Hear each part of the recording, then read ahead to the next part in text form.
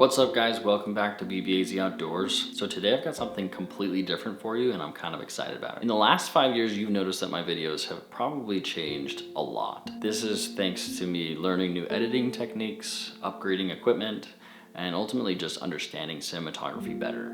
One thing has not changed. From the very beginning, I have recognized that the best way to capture my outdoor adventures is through video. Nothing can take you back to a moment like the medium of cinematography. When done right, one can capture life-changing moments, amazing emotions, and epic adventures like nothing else. Understanding this, Stacie and Rich, a couple of my friends, recently returned from a hunt in South Africa and brought back with them about an hour's worth of video. Stacie reached out to me a couple weeks ago and said, "Bryson, how do I put this together in some kind of a video?" I said, "Stacie, what you do is you give it to me and you let me do it. Something like this deserves a proper edit." Stacie was willing to trust me and let me take a look at the footage. Ultimately, I sat down with Stacie and Rich for an interview and was able to put together a pretty amazing video for them that has truly consecrated this experience. Stacie and Rich have been very gracious to allow me to share this with you, so without further ado, I give you a video I call Proper.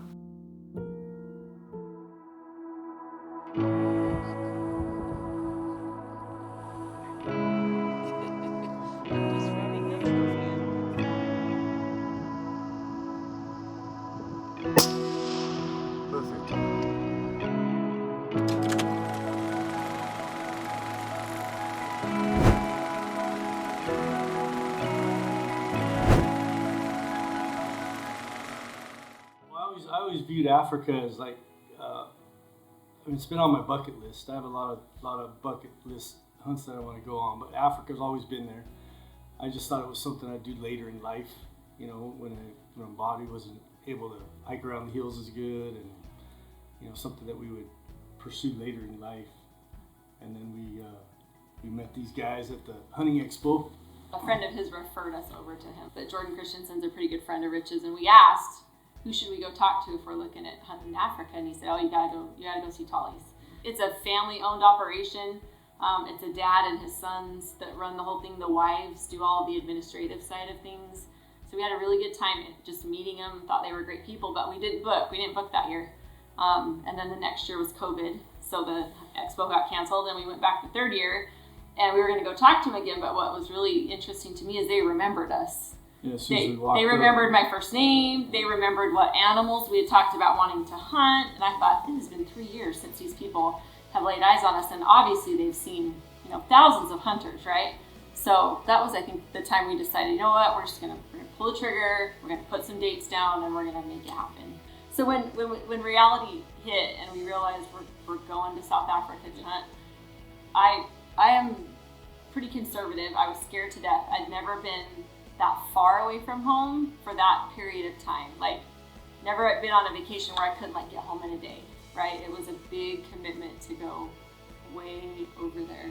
So I am logistics of every plan. And so I always, in addition to being excited and nervous about being gone, I was a little bit overwhelmed with just like making sure I had everything in order for us to get over there smoothly, right? We flew from Phoenix to Atlanta, which isn't bad, and then Atlanta to Johannesburg is just under 16 to 17 hours, depending on which direction you're coming or going. So it's a long. She was pretty anxious about being on an airplane for that long. You can edit this out, but ambient. Like, I just needed to sleep. Well, you know, we booked it 2 years in advance, so she secures some tickets, and you know, tickets they're pretty pricey when you fly that far. And so then it's 6 months down the road. You know, she's like, "Hey, I got an email. Delta said we can upgrade to a different seat, you know, so I'm going to move us up to first class." I'm like, you know, it's not that much more. I'm like, all right, whatever, you know. And then 6 months down the road comes, "Hey, Delta said we could upgrade again to what they call Delta 1 or whatever." And I'm like, "Oh, whatever. It's not that much more, you know."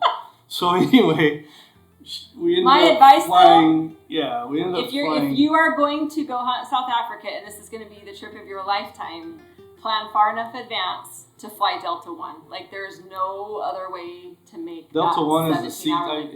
I was happy to get it. I mean, when you're 17 hours on an airplane and you can't, these seats you could lay all the way down, you could try to sleep, you could try to pass some time with it sitting up. But And then Johannesburg, by the time we got there, it was like morning for us, but it was 7 o'clock at night there, right? So then you're trying to turn around and go back to bed, and then we caught an early morning flight down to a place called Port Elizabeth.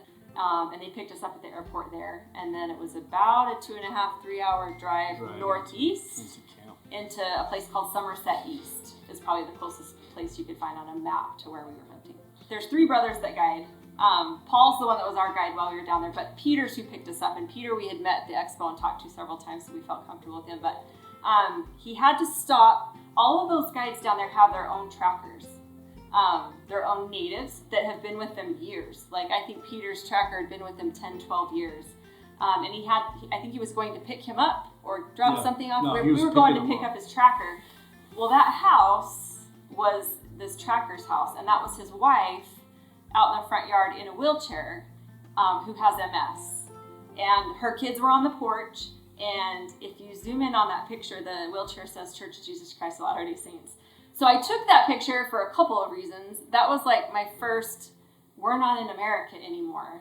And being in healthcare, my thoughts instantly went to like, what does her outlook look like? What does her quality of life? Anyway, I got real soft, and I wanted to remember how blessed we are over here with our health conditions. And that's their life. I mean, he was excited. He jumped in. He was ready.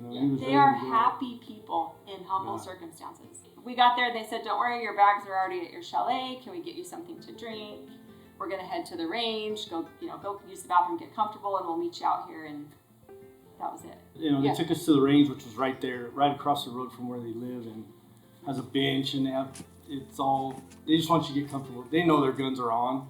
But it's just a matter of us getting comfortable. And they shoot only 6.5 Creedmoors at everything they kill. Everything. So the 2,000-pound eland went down with the 6.5 Creedmoor. Yeah, so it's and shooting a 6.5 with the muzzle brake and a suppressor.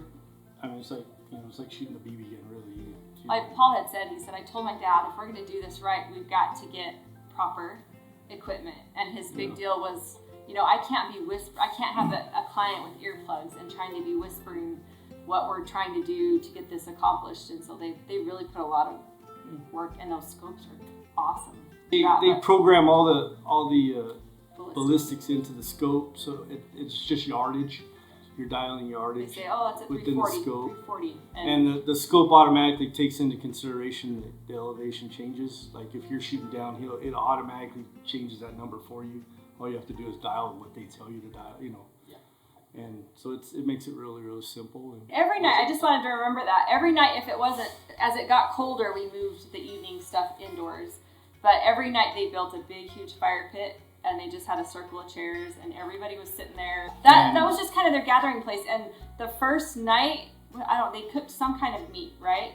And then they're bringing it around, and I'm thinking, this has got to be dinner, right? So I took a couple, and everybody took a couple, and they're like, all right, let's go in, it's time to eat. And I am stuffed. And it never did. They would grill appetizers outside for everybody at night, and then you go into this big long dining hall.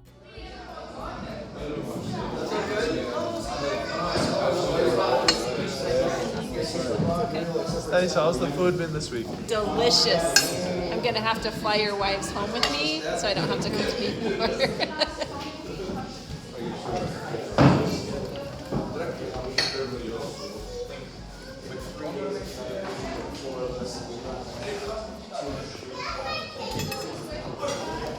I have never, and you probably, even with your mission, I told Rich, those are genuinely kind people, right? There's no...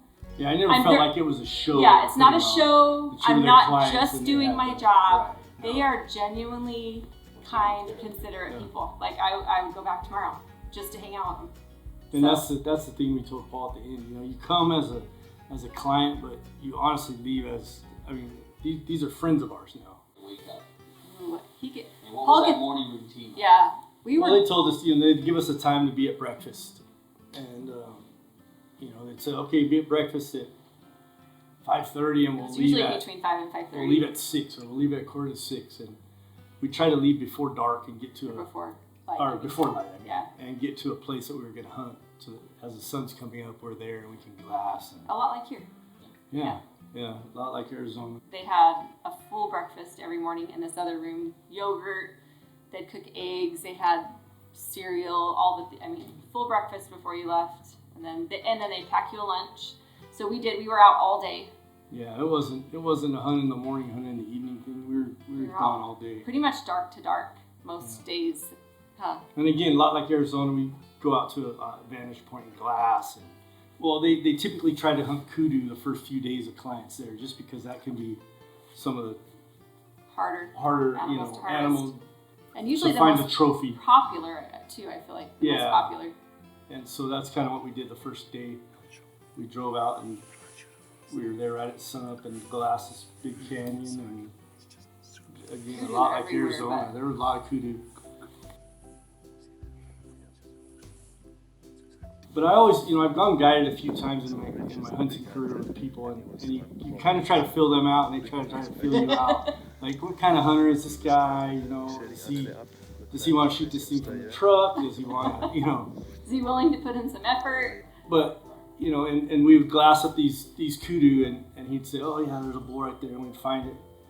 I'm like, how is it? I've never looked at a kudu through glass, and he's like, yeah, it's a good bull. And then he moved to the next one, His phrase was always, we can do better. Yeah, that was his phrase, we could do better.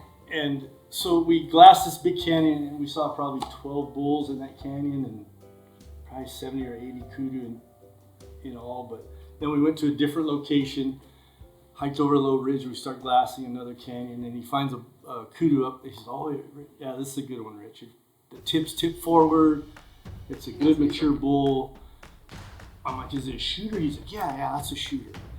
And then he kind of pans out and he's looking around. I'm thinking, you said that's a shooter, like what? Like, so then he's like, yeah, we could do better than that though. So, and that's what he said, oh, that's a shooter for 90% of people. But I'm like, yeah, I don't know what you're thinking I am. I'm an old guy who can't walk around the hills very well anymore.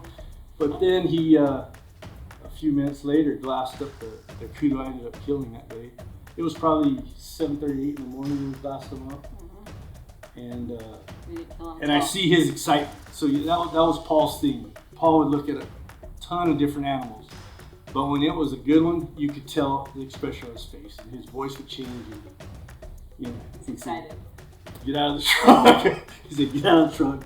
Get over here. Look at this." And he was equipped with good glass, and he had his phone on there, and he'd blow it up, and you could see, and.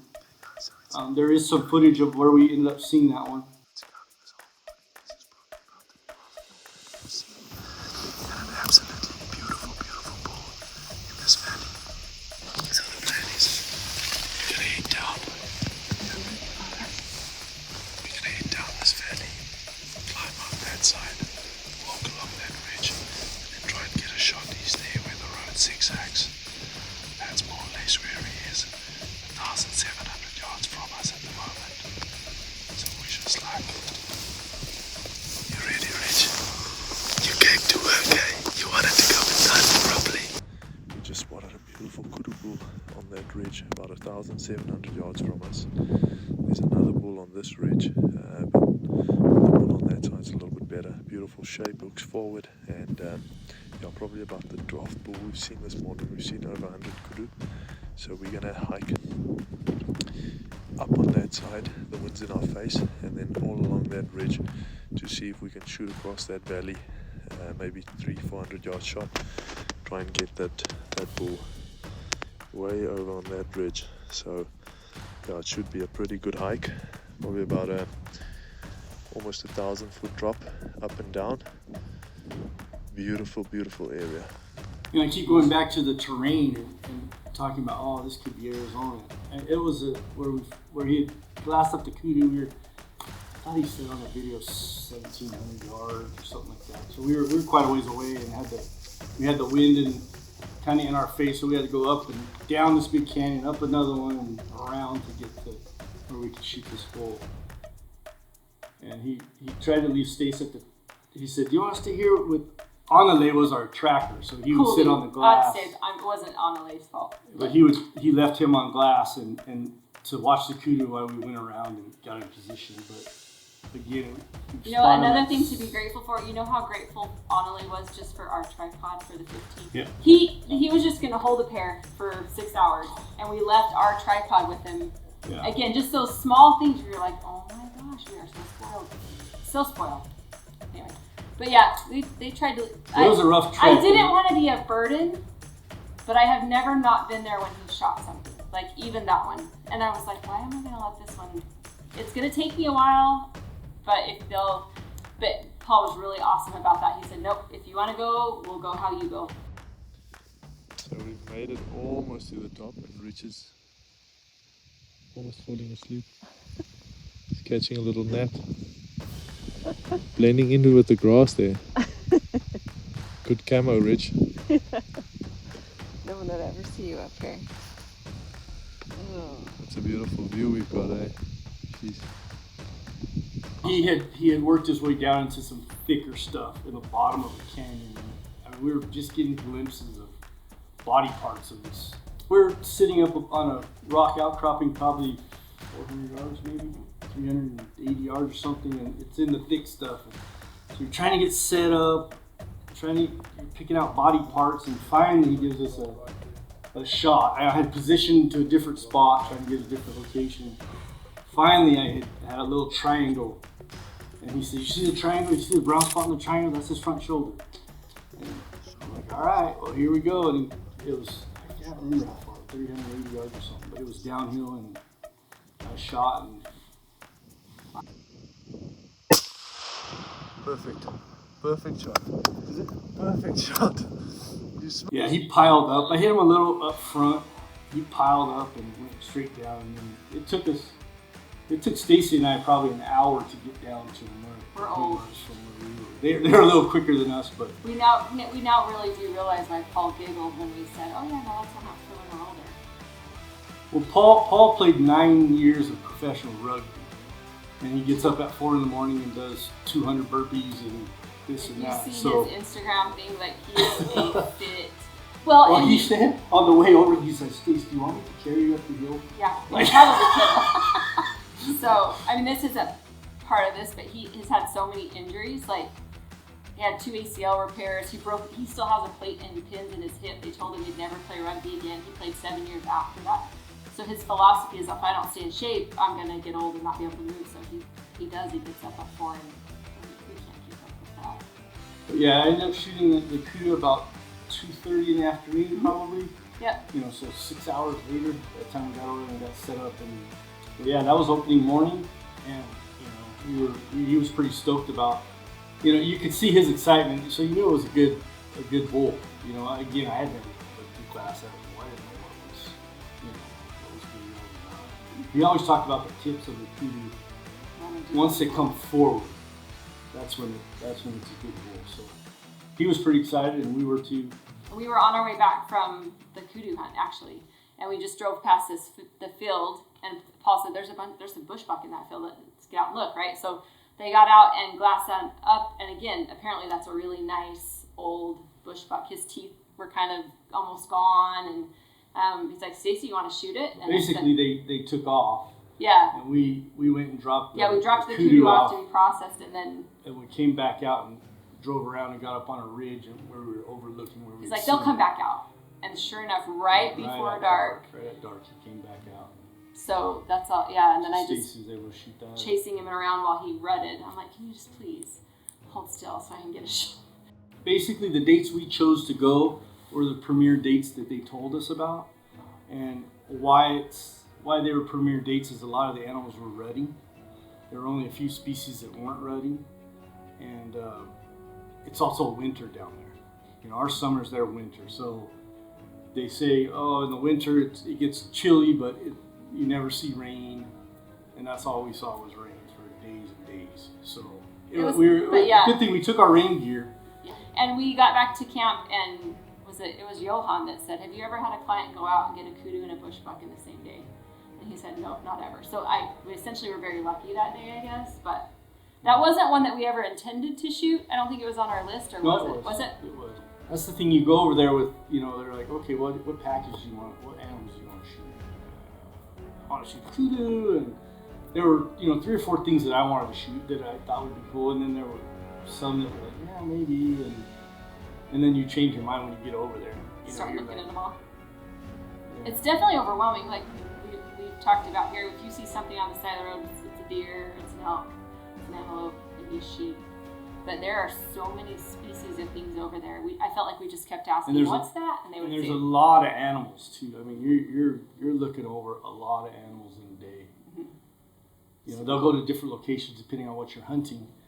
You know, but you are looking at hundreds and hundreds of animals a day. Yeah, that was just a great opportunity. So. And that was what I liked about Paul, is he wasn't there to just have us shoot something. He wanted to go after some trophy animals, and that's kind of that's what my you want to forte do, right? too. I'm not there to just shoot something, so we fit pretty well with Paul's. Yeah, so we were just sitting at breakfast. For whatever reason, whatever we were going out for that day, it wasn't lynx. But he had kind of a plan of what area we were going to hunt and what time we needed to leave, and so we were leaving a little bit later that morning than we'd had the first morning.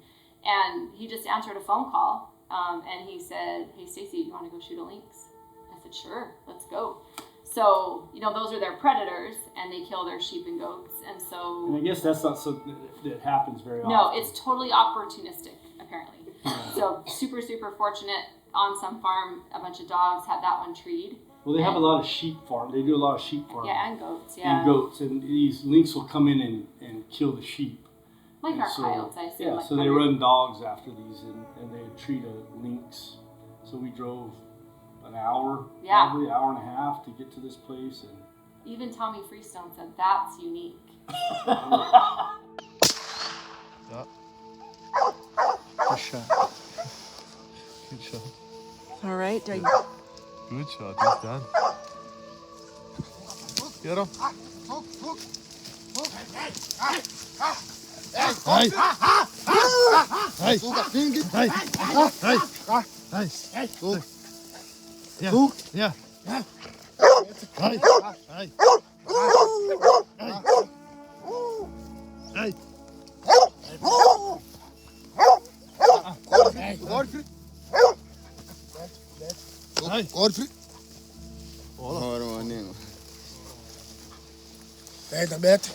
Better gate. There you go, Stace. I'll check it. You can just leave it.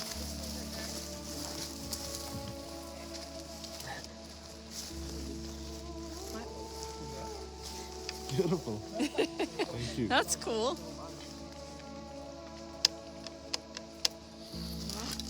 There's your cat, Stace. There's my cat. They look a lot like a mountain lion, eh? They do. Look at that. They do. A lot like a mountain, like a small mountain lion. A miniature mountain lion. That's cool. Good job, puppies. we want a piece of that. Yeah, like we chased it up the tree. What the age? They wanna. Good job, puppies.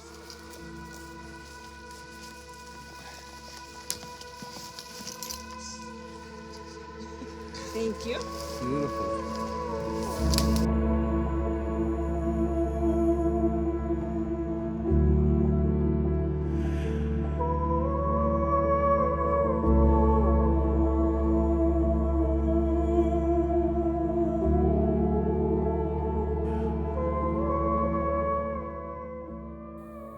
Yeah, we'd been hunting Nyala that third day as well, but you were going to shoot the next thing, and then I always wanted to shoot a zebra. I thought they were cool to mount, and I thought they looked cool in the game room. So I went over there with that on my list, and we'd been hunting all morning after the lynx, and we'd eaten lunch, and we were hunting in the evening, and we spotted this group of zebra on the mountain, and he said, "Oh, that last one's a pretty good one." So that was one of those that just kind of opportunistic. There wasn't. I would say there wasn't much work, but Anale was pretty happy he fell by a road.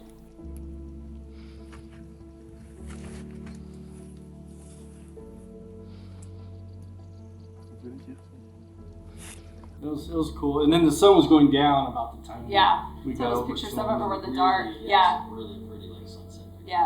Yeah. That just happened to fall in our lap. Yeah. So that wasn't a crazy hike or anything for that one.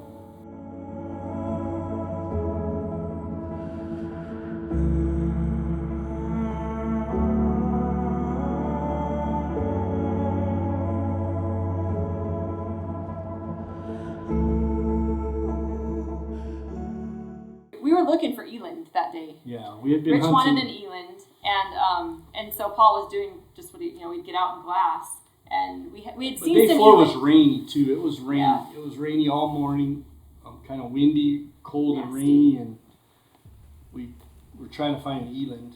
We had seen some, but none that he felt were shootable. Well, we had gone. Remember, we'd gone on a big hike because we had seen some eland down lower by a water tank, and then there was some red hartebeest, which was on my list as well.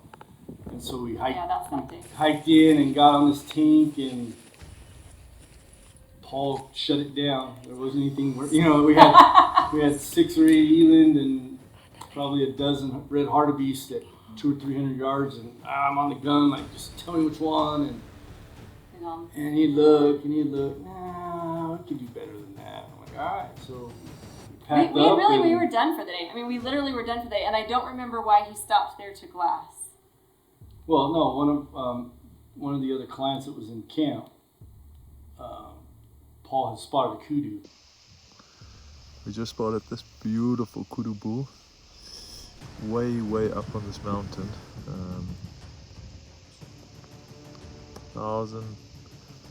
About 1,700 yards from us.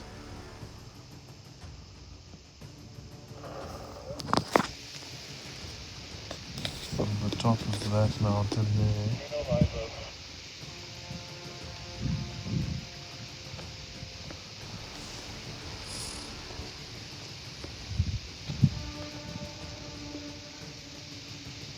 Top of that mountain.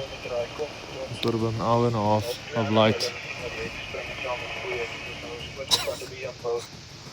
If you don't think we can do it, we won't try it. But if you think there's a chance to get close enough for a shot, I'm all over it.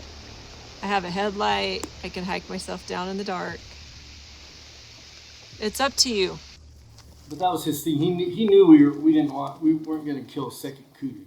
I got my kudu, and that was kind of our thing. We weren't going to shoot another one, and just to see he says, Rich, this is a really good one. He kept.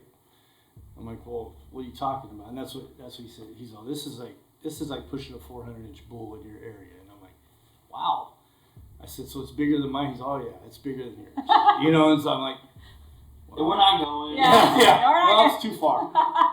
But then, and then in the video he talks to Stacie, and you see a little bit of that. But so we decided to take a chance. Her Stacie and I, we just start trekking up this hill.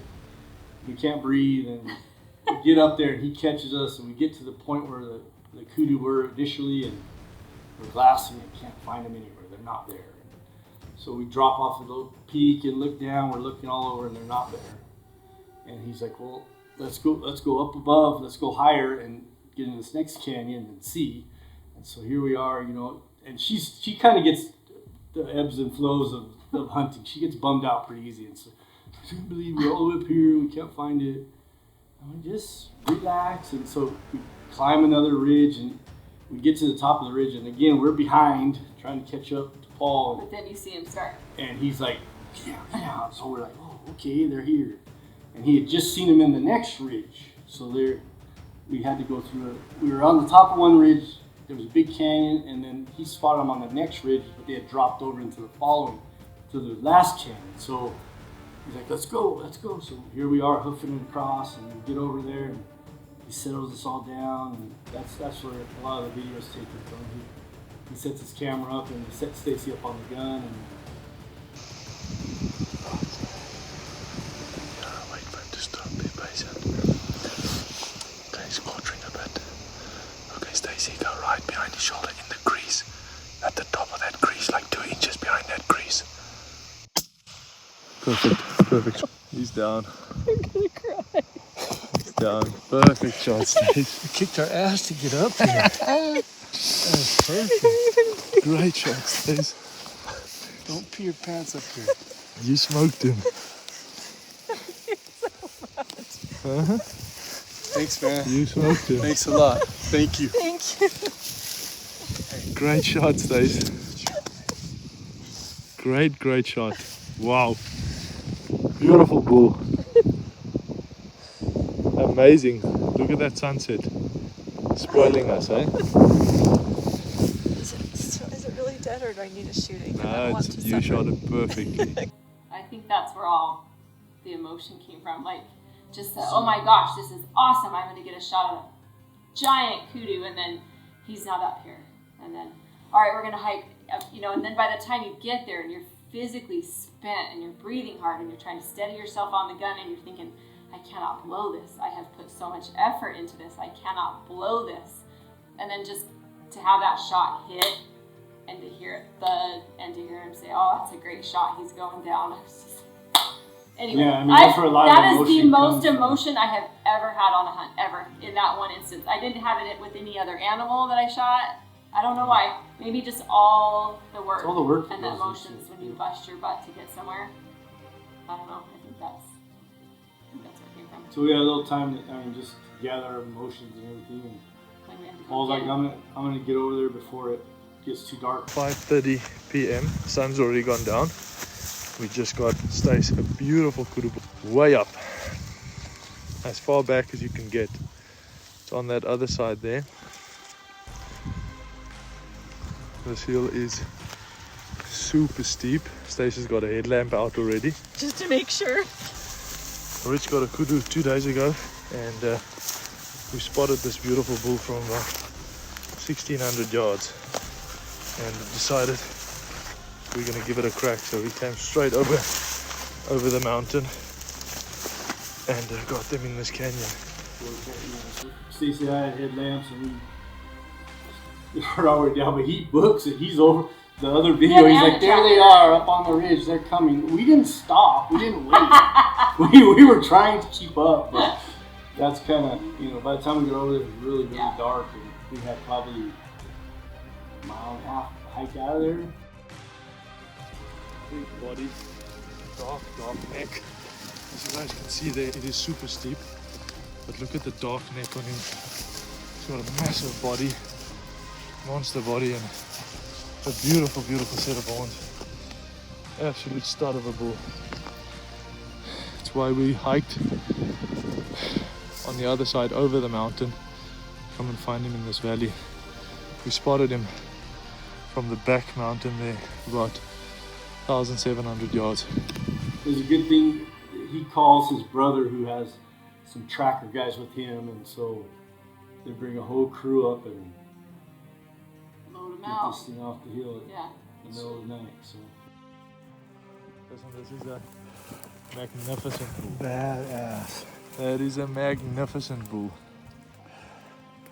Heavy, beautiful shape, super tall, big body, dark neck. I'm sorry, Rich, but Stacie is the one up. Yeah, that's okay. That is okay. Stacie's one up on you. Stace, Yes, sir. beautiful bull. I'm so excited. It is pitch black, but my phone is still giving us a little bit of light so you can still see the canyons.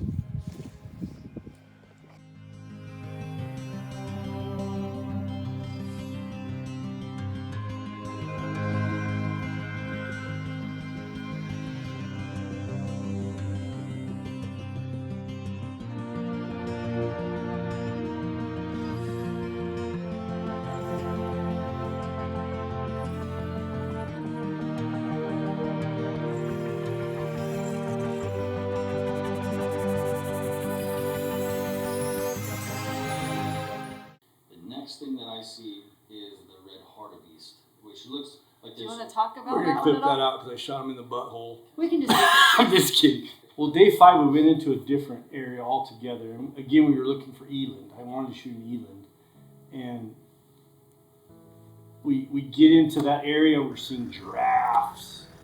We're seeing do we see any rhinos there? I mean, you're just in that kind of weird country, and so we had been seeing all kinds of different. That's where we saw the Cape buffalo. Saw a really good Cape buffalo. That's the first time I'd ever seen one of those. Big animals. And again, the red hartebeest was kind of opportunistic. It was something that was on my list, but we weren't really hunting. We were it at hunting the time. eland when we found it, so And it was down on the flats. I just shot it in the butt. Yeah, that was a bad shot. I'm just glad it was him and not me. No, but you know, we chased these things for 2 Yeah. miles, probably 2.5, 3 miles. I mean, they just get out of it. So we reposition, get the wind right. Then you're up on sticks and you're on, you know, it's just a whole, you're trying to get there before they move to a different location. And Yeah. I was on the sticks 6 different times probably. That's you probably know, why where there's you're no like, shot videos, because I got tired of like, or moving and again. you know, there were 9 animals and there was only one good one one. shootable. Or And one so, you know, they all look the same to me. And so, you know, Paul's trying to, okay, he's a second from the last. You see, you know, we're trying to get on the same page so that I don't shoot the wrong animal. And it you was, got one. yeah, it was good. I was shooting off the top of sticks, so That's the rich. tripod wasn't even really set. You know, I had Beautiful bull. an anchor point, and Paul was leaning into me, and I'm trying to get steady. And Good bull, huh? he cracks up because, you know, I talked about shooting a 6.5 and how easy it was to shoot. And I had the thing on safety, and I'm like, he's like, what are you doing? What are you doing? Why are you flinching? And I'm like, all right, so 300. yeah. But anyway, I ended up, I think it was a long shot too, 380 or something like that. And They don't really like to shoot much over about 480. yeah, they say everything in meters. Everything in Right, meters. So yes. it was 330 meters. And you're like, okay. But we didn't shoot anything over 500 yards. No. They just don't. No, you shouldn't. I mean, you really shouldn't have to if you. Yeah. Those No, guys, they don't take those chances, I guess. But I ended up shooting that red hartebeest out in the flats, and I made a terrible shot, but it worked out perfect. Yeah, it's facing this way, according to what? A couple inches behind the shoulder. Shit.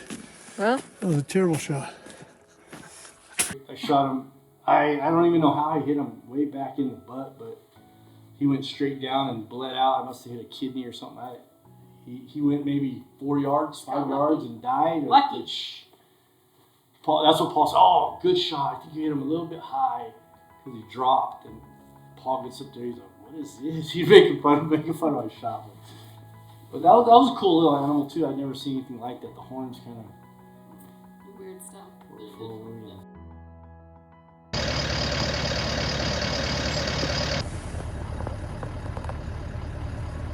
And impressive.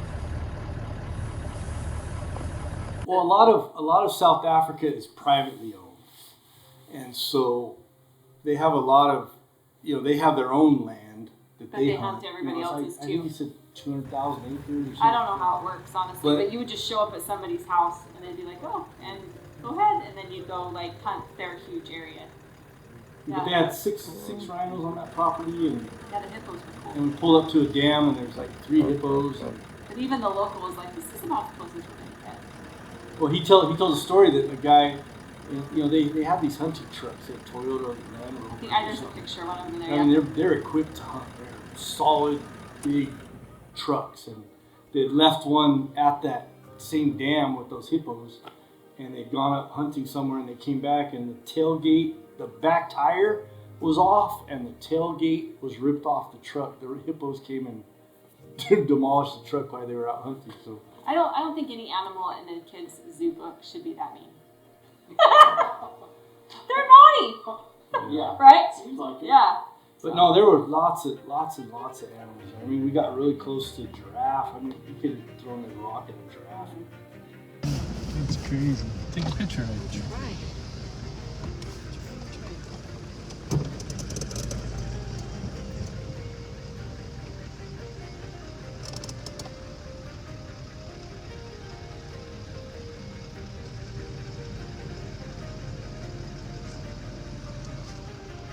See, that one's a little bit darker. This one's a little lighter. Tollie, that looks like you're gonna do it. Darker the bull.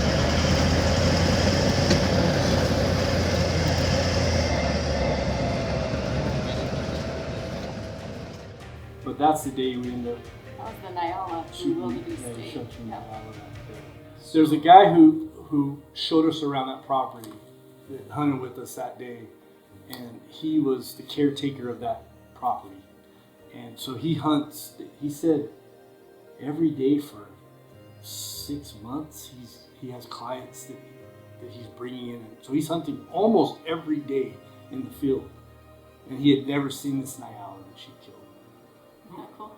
Yeah, so he was, he's aware of a lot of the animals that are there, and that's what he said.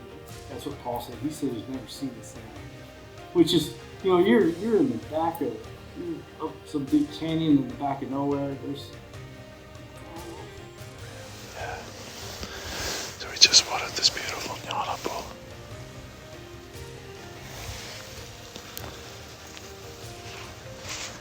He's up on that mountain there on that face. And we've got Stacie on the gun again this morning.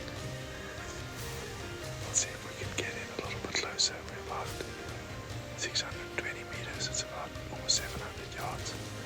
We'll try and cut the distance down to about 400.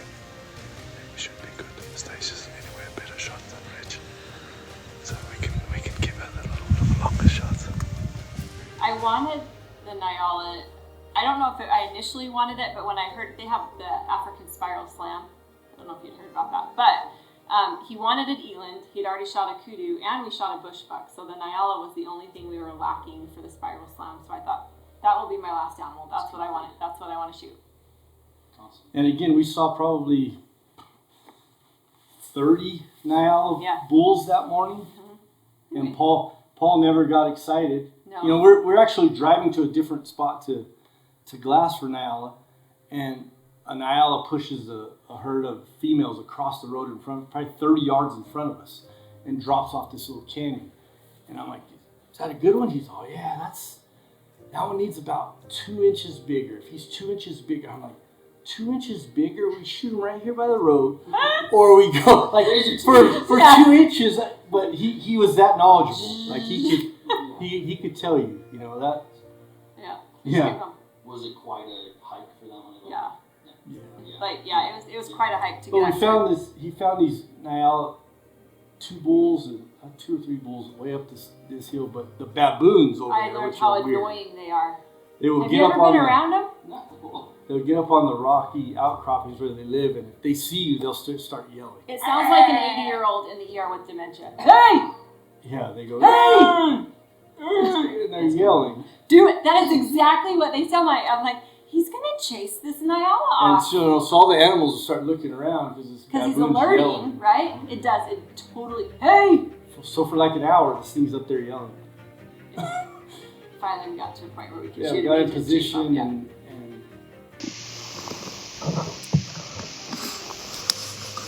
Hele, kyk nou hoor, ons gaan hom amper skiet. Hou hom net op.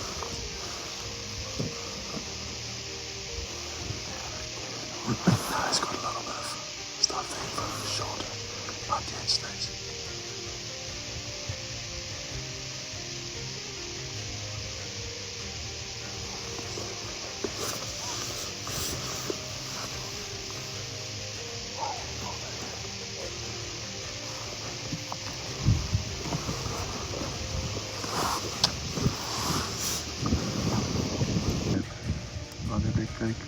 Kijk hoor. In that little V. Shoot him in that V. In the middle of that V. Squeeze it off. the video it looks like shot over the back, but it just clipped the very top of the back. It wasn't even, it wasn't, you couldn't It even didn't tell. go it was very there. far, but I had to And finish. then it went to a different location, and you shot as it stepped. It was a long shot. It was just inside 500. Just hit back a little bit. What was up there? Hit him, Stacie, hit him. But as you shot, he moved. Huh? He moved as you shot. Yes. He gave a yard forward. You shot him right at the back. So we need another one? A little bit. So we're in the mountain again. This is the only way we know how to do it. Stacie and Rich like mountain hunting, so We like big, mature trophy animals. That's what we we like. brought them into the mountains once again. Beautiful view. Great job, Stacie. Thank you. That's a super bull. That's a beautiful, beautiful bull.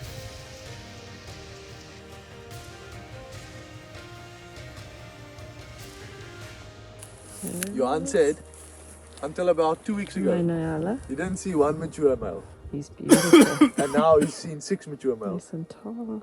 They just popped out. And it's the They rut. are He was sneaky little. Did I send you a picture of that blue bucket? It's like a 50-gallon water drum that they cut in half. And Annalie comes up the hill with this blue at 50, and they tie it together, and they just put the animal in it, and then each one gets on a corner, and they drag it down the mountain so it doesn't jack up the cape or any of the stuff, and then they don't have to, they can just get it and put it on the winch and put it in the truck. They don't even have to We're quarter the it. idiot white guys who carry it out.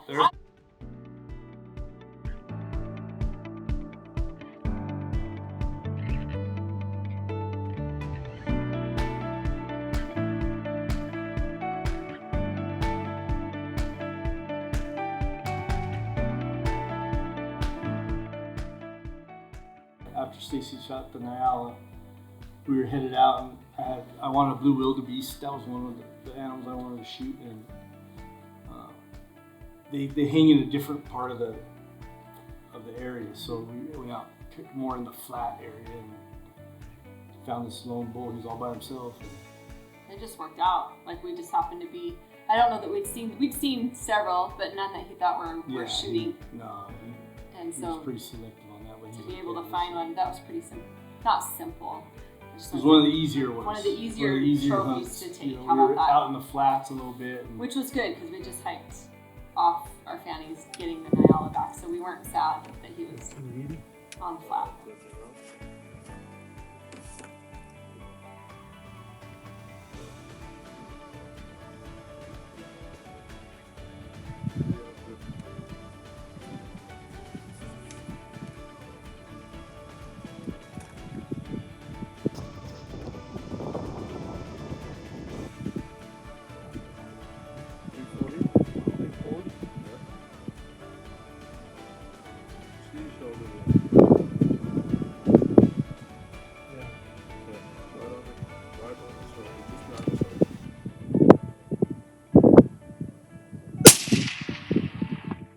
Yep.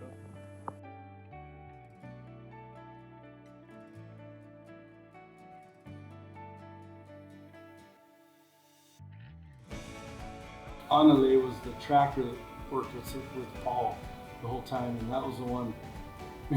Annalie, he understands English, but he tries to act like, you know, he doesn't kind of, but he knows what you're saying. It, but he knows what you're saying. But when we take pictures, Paul was pretty crazy about pictures. You know, he'd set everything up and do all this for pictures. He'd take a camera like yours and like really, he was really. But he had Annalie laying behind the animal, holding it in a position, you know, and then he'd have us back there.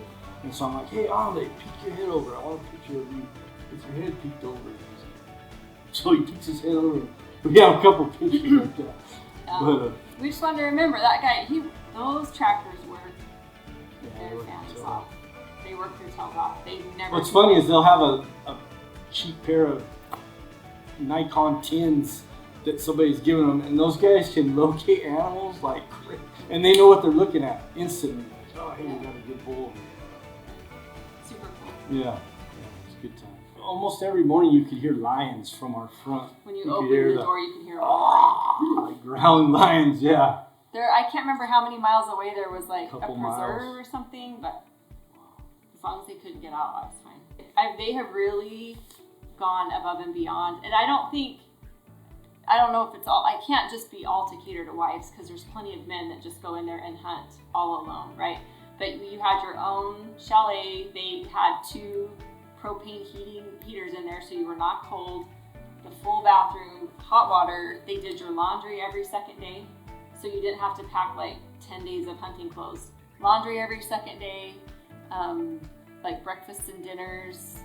Yeah, Those it's are not like high your normal. class. It's not like a normal hunting camp by any stretch. It's like kind of a resort that you get to go hunting every day. And I hunt, so I didn't utilize it, but they do have, if hunters bring their wives, the other wives of the guys will take them into town to do shopping, or they go visit, it's like an orphanage kind of school, and they go interact with the kids and take them things. And But they started that orphanage. They started it. There's other day trip things that women can do if they don't want to hunt.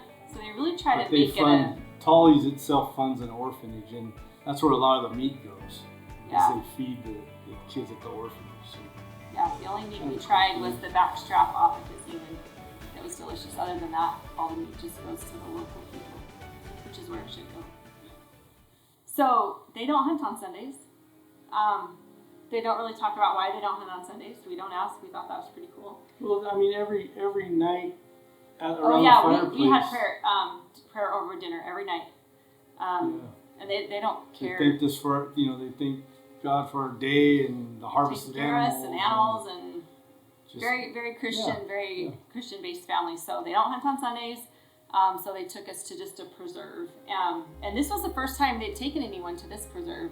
There's one that they always go to, but this one that this Samara or whatever it was that just had opened up, they wanted to take us to this one because there's that mama cheetah, and she's got 4 cubs, and they have her tracked, and so they just drive you right out to this mama cheetah, and we're standing from us to you from the cheetah, not scared for our life at all for some reason.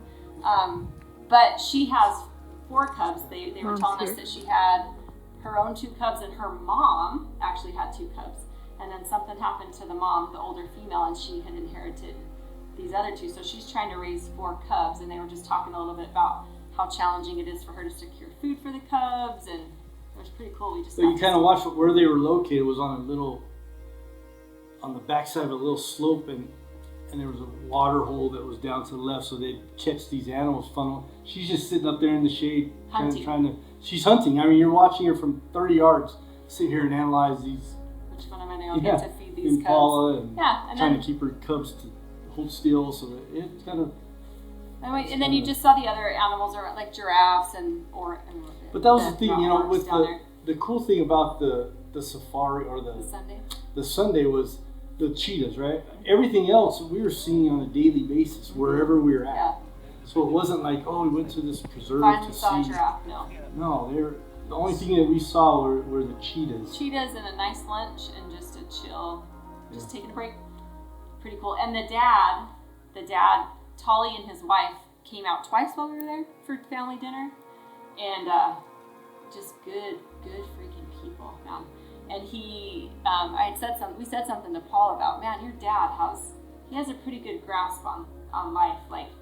There's some wisdom in there that you pick up on. And he said, but he's been through it. He's almost got drug out of a lion almost wrecked his arm off in a cage, and he's done all of these. He's almost died. He's had near-death experiences several times. And he said, buffalo. Yeah, pinned him down. And he said it's taught him a lot of life lessons, and he's very family-oriented, and he's all about those kids and those grandkids, and it shows.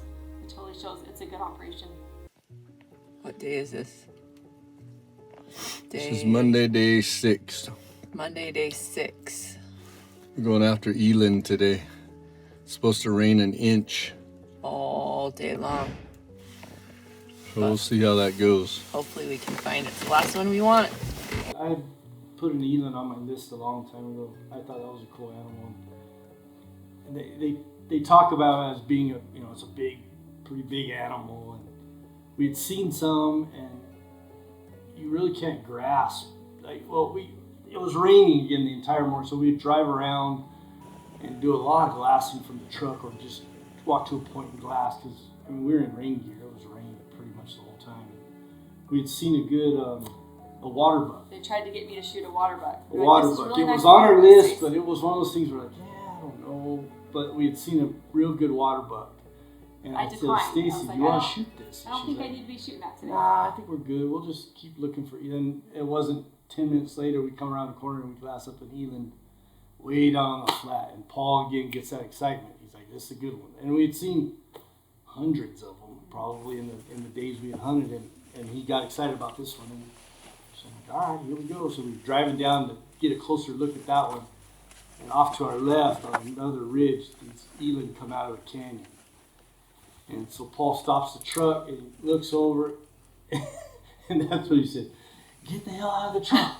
Yeah. And I'm like, okay, because I'm like, is that a good one? He's like, get the hell out of the truck. So I get out of the truck. That's the most emotion we've seen out of him so far. And he's like, oh, this is a big one, and he's videoing it. You can see in the video there's 9 or 10 of them standing over there, and then the bull is a different color altogether. It's 414. Significantly bigger. And so I get on the tripod. I'm getting set up to shoot, and he's trying to tell me the range, and it's raining, and I'm like, is it the one on the bottom? And he's like, yeah, it's the bull. Shoot the bull. And I'm like, is it the one on the bottom? And after the whole thing, that's what he said. Why would you keep asking me which one it was? I'm like, I want to make sure I shot the right one. And he says, I was thinking in my mind, what the hell do you think the right one is? Like, it's so much bigger than the other.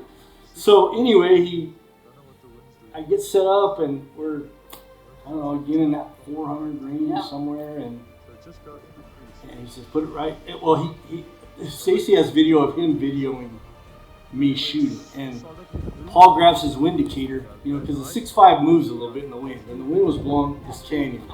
And so Paul puffs his windicator, and the wind goes this way, and then puffs it again, it goes this way.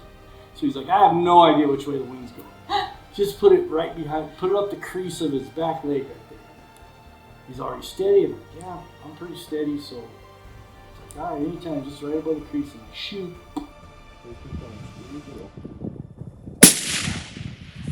Again. That is right on the shoulder. And he's like, and he instantly knows. He knows it's good. It's weird. He instantly knows, oh, that's a good shot. And so it spins and runs up the ridge about 30 yards. And I'm back on him, and I says, you need another one? And he's like, no, he's not going anywhere. And you see him kind of buckle, and he goes down. And He's going down, Rich. There he goes, sir. That's how you shoot eland. Yeah, no, he's down. Yes, that's a bull. That is a proper bull, Rich. That's the bull we've been looking for. No, he's done. Great shot. Good shooting, sir. Rich, in the rain. Thank you. In the rain. Thank you. That's a proper bull. Yeah, it was pretty exciting. That's You got a over proper to bull. him, and then you get over, and Paul is just, he said he's never killed a bull that size with a client. He's never killed a bull that size himself. And he's never seen a spot. Thank you. Thank you very much. Beautiful shot. White ball.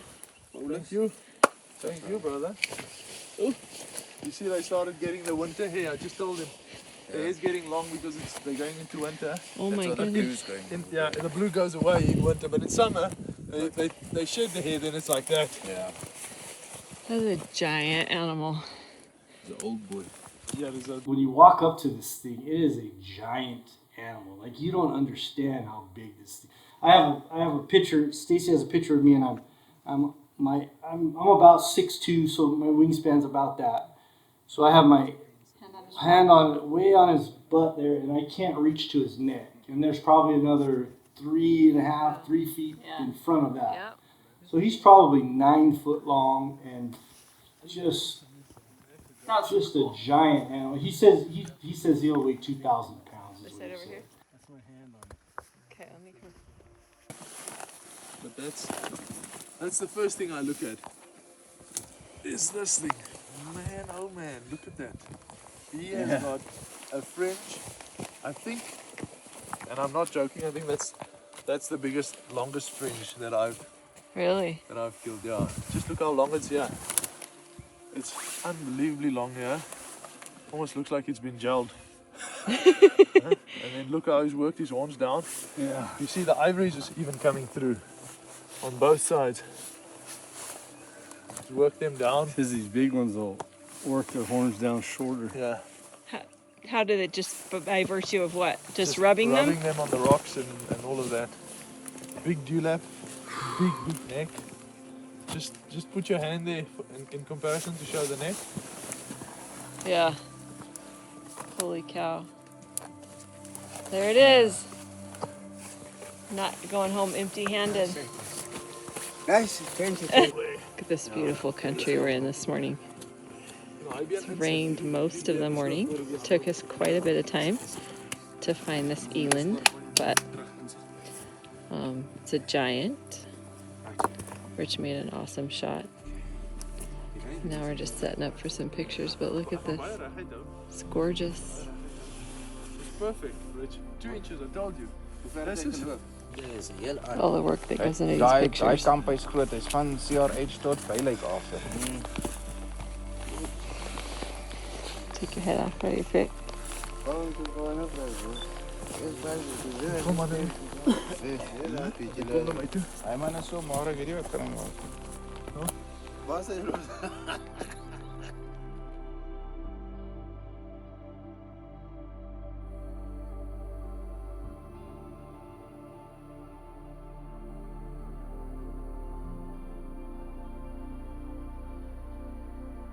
I was just glad I didn't shoot the springbok. Well, that's We what- missed that whole thing. But that's what Paul's like. Go ahead, pick up his head, and he's trying to get video of me trying to like. Oh, Can you imagine anyone that would want to give him a hard time? well, yeah. All the things that he dishes out. I know, right?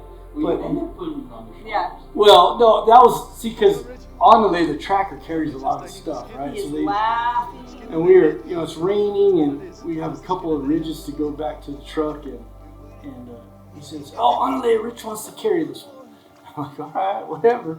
So we put the head, the horns, and the cape from about belly up on me, and this thing is he piled on me, and I'm staggering down the hill trying to get there, and there he's cracking up, videoing me, and he figured that weighed 200 pounds. The best thing head would have was- been had I had the good sense to film Paul running up to the truck with it after he took it from you.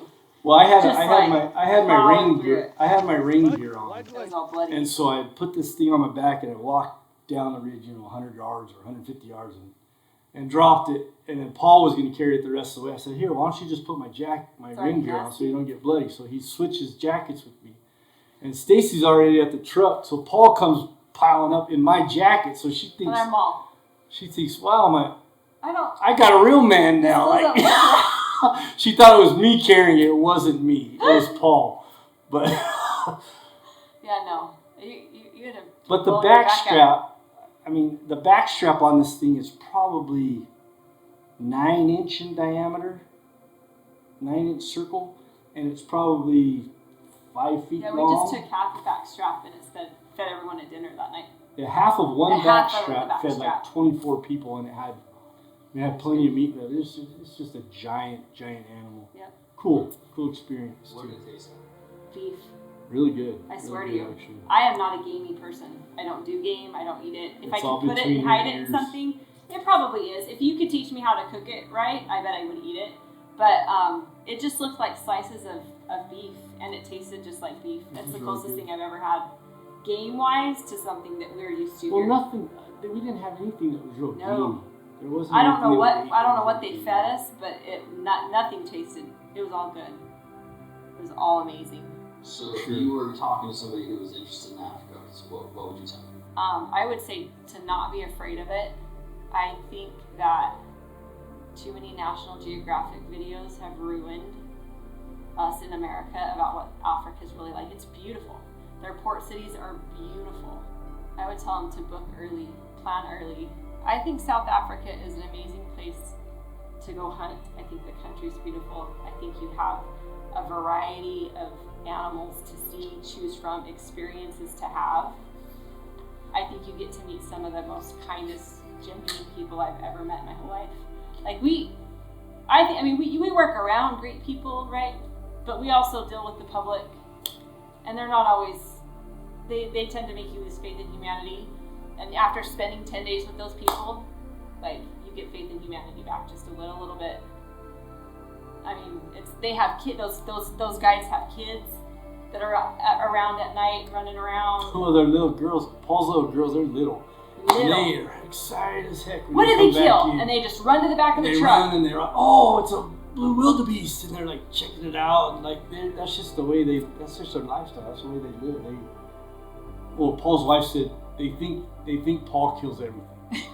So they're like, "Yeah, my dad shot this and this." Yeah. They don't get that he's the guy. But the country's beautiful. And the mistake I made, I talked about early in the video that I always thought, well, it's one of those hunts I could do when I'm 75. Yeah, don't wait. And I can't get around them. That's not, especially with these guys in their area that they hunt. It is. Yeah, don't wait. If I'm 75, I'm not doing that hunt. Yeah, we'll go back. We said that from the beginning. We'll be back. Stacie and Rich's experiences in Africa were life-changing. The different species and sheer numbers of animals they were able to see were breathtaking. The scenery was beautiful, but above all, the people they met in South Africa were the highlight. Hunting has a way of connecting us like nothing else, to people close to us, to other cultures and peoples around the world, and even to past and future generations. While their trophies will be displayed in their home for years to come, their greatest takeaway will always be the friendships they made in South Africa. As a final surprise for Stacie and Rich, I reached out to their guide Paul, who was graciously willing to share these words with his now lifelong friends. Rich and Stacie, I can't believe time has flown so quickly. We are getting ready to visit you guys in the US. Me and Tash are really looking forward to seeing you guys in a couple of weeks. Hopefully Rich has been practicing his golf because I've played so much golf lately, it's ridiculous. I think the last time I touched a club was probably in January or February of this year. So it's going to be super interesting, but yeah, we can't wait to visit you guys. And then just on your trip you had with us, I think you guys are super blessed. You got unbelievable trophies, and I'm really excited to see the video that Bryson is putting together for you guys. So yeah, I can't wait to see you in Dallas, and keep well.